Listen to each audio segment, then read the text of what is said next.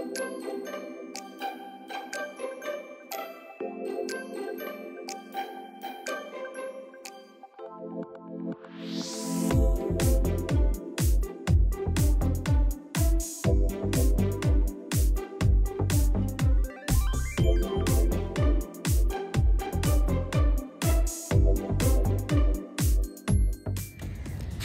Guys, আজকে আবার একটা নতুন দিনের শুরু।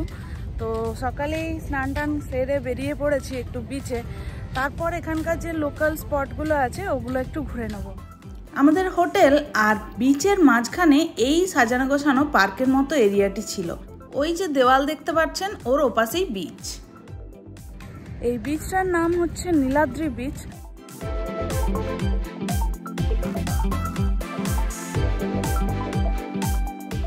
আর এটা আপনারা যদি এই এরিয়াতে না থাকেন তাও অ্যাভেল করতে পারবেন। ওদিকে একটা গেট আছে যেখানে টিকিট কেটে বাইক রেখে আপনারা ঢুকে যেতে পারবেন। আর এটাই হচ্ছে সেই এন্ট্রি গেট, তবে আমাদের অবশ্য টিকিট লাগেনি। আমরা হোটেল লাগোয়া এই গেটটি দিয়েই ঢুকে যেতে পারছিলাম। এখানে দারুণ একটা ইনোভেটিভ ওয়েতে দেওয়া ছিল যে এই বিচ থেকে অন্যান্য বিচের দূরত্ব কীরকম। স্বর্গদ্বারের ওখানের থেকে এই বিচের পুরো উল্টো দৃশ্য আপনারা দেখতে পাবেন, একদম ফাঁকা। সেই জন্য সমুদ্রটাকে একদম নিজের মতো করে এনজয় করা যাচ্ছিল।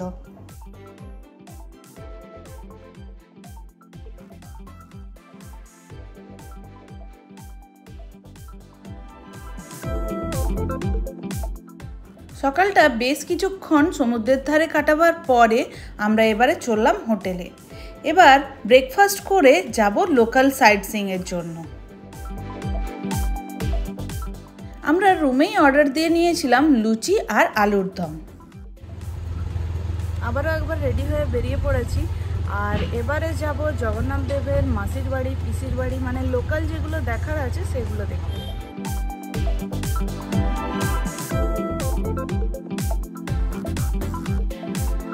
আমরা প্রথমেই পৌঁছে গেছি গুন্ডিচা টেম্পল, যেখানে হচ্ছে জগন্নাথ দেবের মাসির বাড়ি, মানে এখন উনি ওখানেই আছেন। মেন রোডের একদম পাশে পার্কিংয়ে বাইক রেখে আমরা এগিয়ে চললাম রথ দেখতে। মন্দিরের বাইরেই 3টে রথ দাঁড় করানো ছিল, চারিদিকে কড়া নিরাপত্তা আর সাথে প্রচুর লোকজনের আগমন। পুরীর রথ দেখা তবে সত্যিই একটি লাইফ টাইম এক্সপিরিয়েন্স। যদিও আমরা জগন্নাথ দেবের দর্শন করতে পারিনি, সেই দুঃখটা তো মনে থেকেই যাবে, কারণ উল্টো রথের দিনই আমাদের ফিরে আসতে হয় সকাল সকাল। জগন্নাথ দেবের রথটির নাম নন্দী ঘোষ। এতে 16টি চাকা থাকে এবং মোট 832টি কাঠ দিয়ে এটি তৈরি হয়। এর উচ্চতা 44 ফুট 2 ইঞ্চি।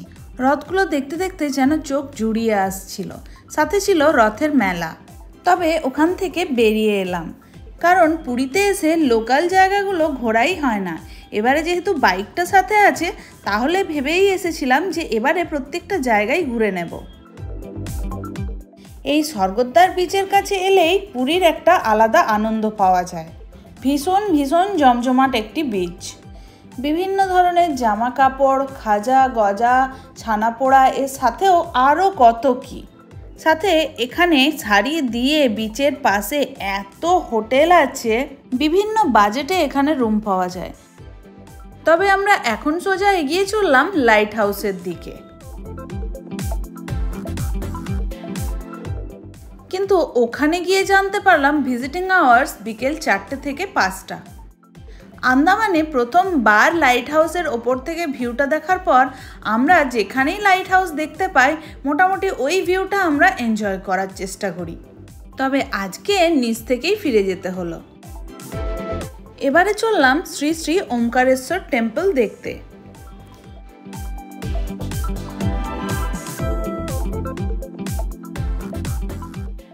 পৌঁছে দেখলাম ওখানে কোনো বিবাহের অনুষ্ঠান চলছে। তবে তার জন্য দর্শনার্থীদের কোনো রকম সমস্যা হয়নি। ঢোকার মুখে দেখলাম নন্দীরাজ এখানে একদম দাঁড়িয়ে রয়েছেন। মন্দিরটা আমার বেশ ভালো লেগেছে।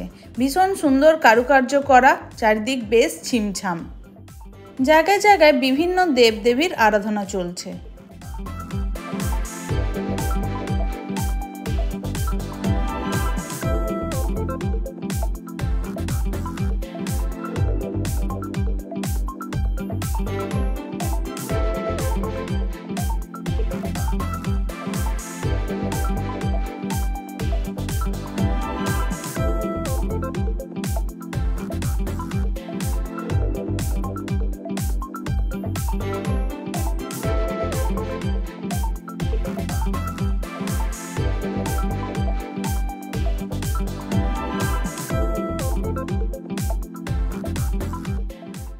এখানে আবার দেখলাম 108 শিবলিঙ্গ রয়েছে, যেখানে ভক্তরা নিজের মনের মতো করে পুজো করছেন।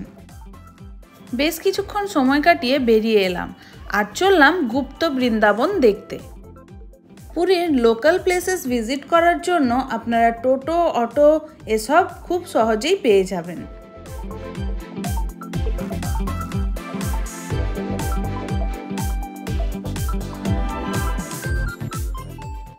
তবে পুরীতে এসে জগন্নাথ দেবের দর্শন আর সমুদ্র এই দুটোই কিন্তু প্রধান আকর্ষণ থাকে। আর হাতে যদি বেশ কয়েকদিন সময় নিয়ে যান তাহলে অবশ্যই এগুলো ঘুরে দেখতে পারেন।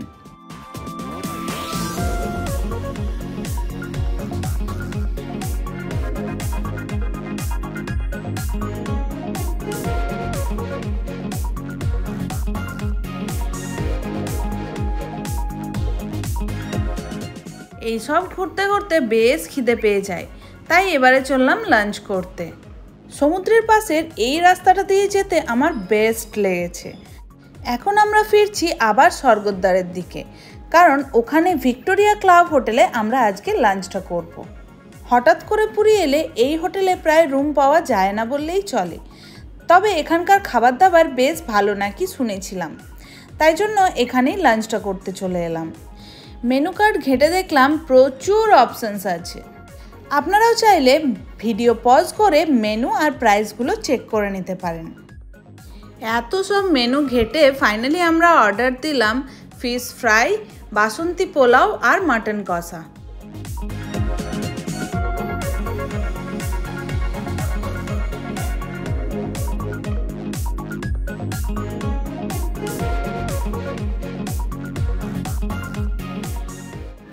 বেশ কিছুক্ষণ ওয়েট করার পর ফাইনালি আমাদের খাবার দাবার চলে এলো। ফিশ ফ্রাইগুলো সাইজে মিডিয়াম হলেও ভেতরে মাছ কিন্তু একদম ঠাসা ছিল।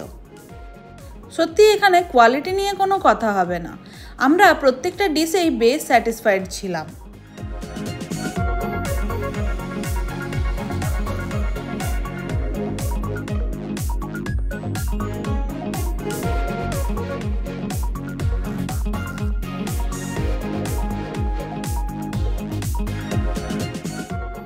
এখান থেকে বেরিয়ে আমরা সোজা চললাম হোটেলে।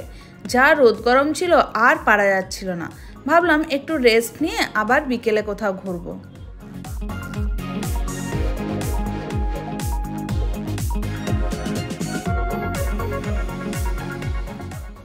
তবে বিকেলে আর কোথাও যাওয়া হয়নি সেরকম, কারণ বৃষ্টি শুরু হয়ে গিয়েছিল আর তার সাথে ছিল পরের দিন ফেরার প্যাকিং। তাই আবার নীলাদ্রি বিচেই আমরা কিছুক্ষণ সময় কাটালাম। এখন রীতিমতো বৃষ্টি শুরু হয়ে গেছে আর আমরা আরেকবার বৃষ্টিতে সমুদ্র দেখবো বলে বেরিয়ে পড়েছি।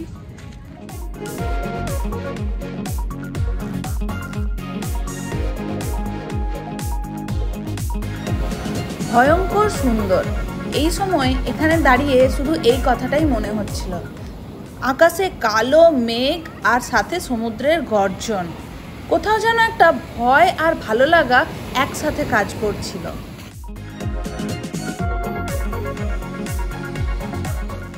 পুরীর ঘোরাঘুরি আজকে আমাদের এখানেই শেষ।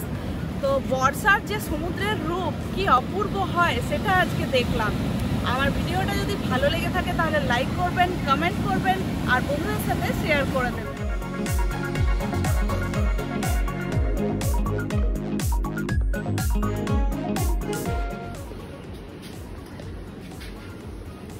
তো আমরা এখন বেরোচ্ছি পুরী থেকে, মোটামুটি 7:30 বেজে গেছে, কারণ বৃষ্টি পড়ছে, খুব হালকা পড়ছে এখন, আগে একটু বেশিই পড়ছিল। তো চলুন যেতে যেতে আপনাদের সাথে কথা। পুরী থেকে বেরোবার সময় মনটা সত্যিই ভীষণ ভারী লাগছিল। শুধু আমি কেন, প্রত্যেকটা বাঙালি হয়তো এটা ফিল করেন। পুরী বাঙালিদের মনে একটা ইমোশনের জায়গা, তাই এখান থেকে বেরোতে বেরোতে মন বলে ওঠে আবার আসবো, নিশ্চয়ই আসবো। পুরী যাওয়ার সময় যতটা প্রবলেম ফেস করেছিলাম, ফেরার সময় কিন্তু একদমই কিছু প্রবলেম হয়নি, কারণ প্রায় মেঘলা আকাশেই আমরা বাড়ি পর্যন্ত পৌঁছে যাই, বৃষ্টির নামগন্ধও ছিল না। আর বাকি 262 কিমি। এখন আমরা দাঁড়িয়েছি একটা পেট্রোল পাম্পে। রেনকোট পরবে না? পরে না, মনে হচ্ছে তো আসবে।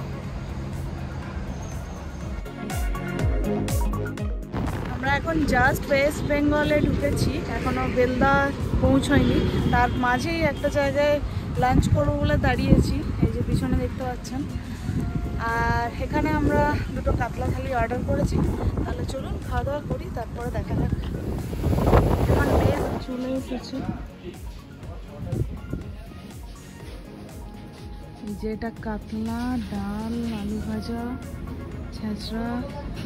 এটা কি পোস্ত?